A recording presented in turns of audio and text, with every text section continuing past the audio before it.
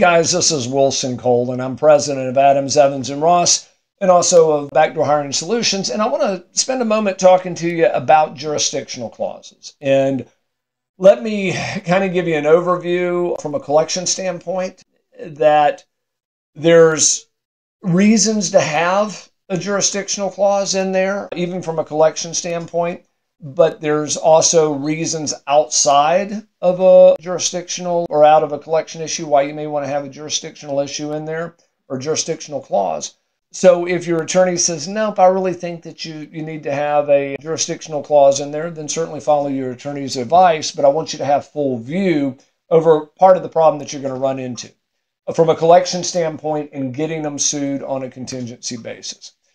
For those that aren't familiar with what I'm talking about with the jurisdictional clause, it's somewhere in your agreement, whether you're a recruiter or staffing firm, but it basically says, hey, if there is a dispute, then I'm in Metro Atlanta, so I'm in Cherokee County. And so even ours, we use a jurisdictional clause that basically says, hey, if we have to sue you or if there's a dispute, then it's done in the state of Cherokee or in the state of Georgia, Cherokee County.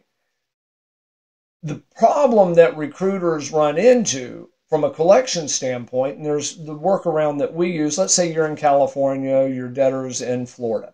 I have a lot of clients say, hey, Wilson, I want to sue them in California because I've got a jurisdictional clause, and so let's sue them in California. The problem with that is if you sue them in California, you get a judgment, then you still have to domesticate that judgment in the state of Florida, which is not quite like suing them all over again, but it's 95% of the same process. You're going to have two attorneys, two court costs, and it runs through and hopefully gets resolved. So from a collection standpoint, if we go to one of our staff attorney or go to one of our litigating attorneys and say, hey, will you do it in California? My California attorney is going to go, they're in Florida. There's no way to enforce it. I'll have to partner with a Florida attorney. I don't want to split my commission. I'll handle it on an hourly rate or whatever. Now, in some cases, if the dynamics are right, we still may be able to get that California attorney to handle it, or the Florida attorney or the New York attorney, but it's going to be on a case-by-case basis, but it just creates a couple of steps. What we typically do is say, look, we know you've got a jurisdictional clause. Let's go ahead and send it to Florida. Now, they could try to have it kicked out of Florida, and in 30 years, we've had maybe 3 or 4 companies do that. And then there's a few steps that we can go through to battle that. But if it's got a jurisdictional clause in there and you sue them in Florida, typically the debtor is not going to argue. Logistically, it's the same to us. And 95% of these cases never go to court. Now, there always is that possibility. You have to fly out to Florida and do the litigation thing out there. But most of these things resolve once they get sued in Florida or in New York or Montana, wherever the debtor is located. But it becomes an issue to where once we get a judgment through that forwarding attorney, we can go, it's a garnishable state, most states are, we can go seize assets, we can go attach checking accounts, to where if you sued them in California, there are some things, if they're using a national bank, you can go through and garnish maybe Wells Fargo, but if you're using, for this example, Miami, Dade County, a state bank, it's not garnishable. I'm kind of getting down in the weeds, but I just want you to know that if there's a jurisdictional clause from a collection standpoint, it poses a little bit of a logistical problem. With that being said, there are reasons outside of collections why you may want to have that jurisdictional clause in there.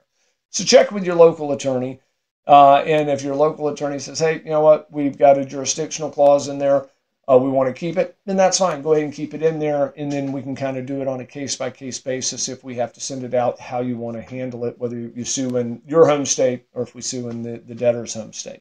If there's anything we can help you with as far as locating backdoor hires or anything along those lines, please set up a time to take a look at our demo. We'll kind of walk you through that software over at backdoorhires.com. If we can help you with collections, go over to staffingdebt.com. and book an appointment with myself or one of our staff attorneys. Thanks. Hey guys, it's Wilson again, and this video was brought to you by Backdoor Hiring Solutions.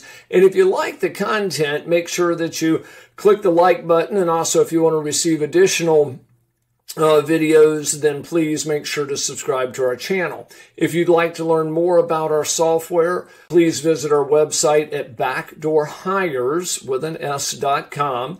And then also, if you'd like a copy of my free book, The Top 9 Excuses, please click in the video notes below, and there's a link where you can get this book absolutely free. Just simply pay for shipping and handling. Thank you.